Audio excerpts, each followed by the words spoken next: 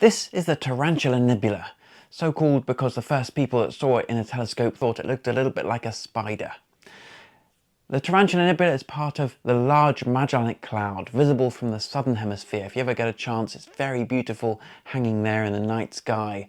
And the Large Magellanic Cloud is a small, irregular galaxy nearby to our Milky Way that's being gobbled up by our Milky Way. And the gravitational interactions are causing all of the gas and the dust inside the Magellanic Cloud to be swirled up.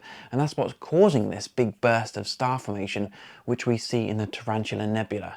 So as we zoom in, we see that the nebula itself is powered by a young, massive cluster of stars known as R136, which contains some of the most massive stars in our nearby universe, and the energy and power from these stars is blowing all this gas around, causing these big loops and filaments which looked a little bit like a spider. So if we just spend some time really looking at this spectacular nebula and seeing all the colours and the shapes, the bubbles, imagining it's a three-dimensional shape, of course. So we have the stars in lots of different depths and all this gas moving around in space and being lit up by the energy of the stars in this central cluster.